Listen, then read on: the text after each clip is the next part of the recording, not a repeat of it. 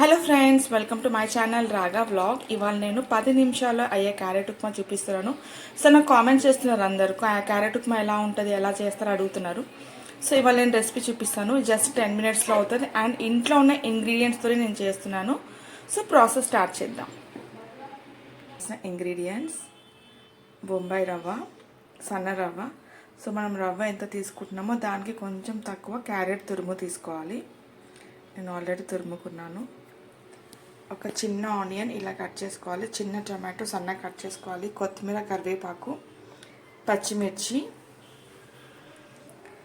జీలకర్ర, ఆవాలు, ఎండుమిర్చి, మినపప్పు, శనగపప్పు, పల్లీలు, జీడిపప్పు, ఉప్పు, పసుపు, నూనె.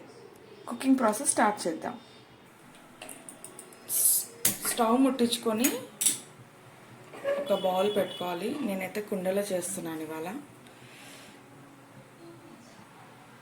ఒక 2 చెంచాల నూనె. కుండలో చేస్తే ఆయిల్ తక్కువ పడుతుంది అనేసి నేను కుండలో చేస్తున్నాను. నూనె వేడైంది. ఇప్పుడు ఇందులో జీలకర్ర, ఆవాలు వేసుకోవాలి. తర్వాత ఎండుమిర్చి, మినపప్పు, శనగపప్పు, పల్లీలు వేసుకొని కలుపుకోవాలి.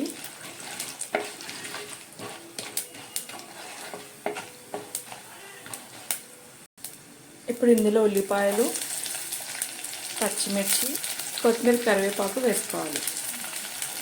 ఇప్పుడు జీడిపప్పు కూడా వేసుకోవాలి. వేసుకొని కొంచెం బ్రౌన్ అవ్వాలి ఆనియన్.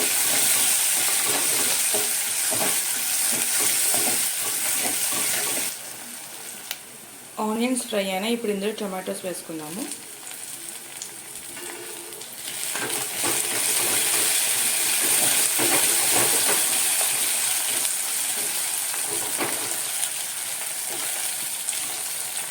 ఇప్పుడు ఇందులో కొంచెం పసుపు వేసుకోవాలి. తర్వాత వాటర్ వేసుకోవాలి.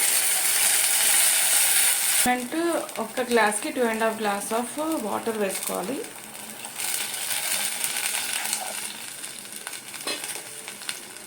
ఇప్పుడు ఇందులో సరిపడంత సాల్ట్ వేసుకోవాలి. ఇప్పుడు ఇంకా మూత పెట్టేద్దాం. ఇది బాయిల్ అవ్వాలి.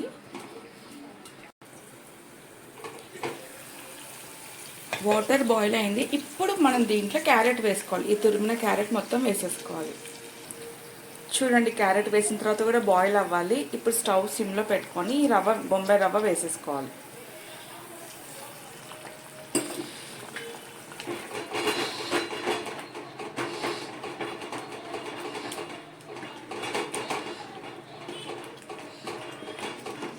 చూసారా కలర్ ఎంత బాగుందో. మనము వాటర్ బాయిల్ అయినప్పుడు వేసాం కాబట్టి ఉడుకుతుంది క్యారెట్, పచ్చివాసన ఏం రాదు. ఇప్పుడు ఇంకా మూత పెట్టేసుకుందాం. అది దగ్గర అయ్యే వరకు వెయిట్ చేద్దాం.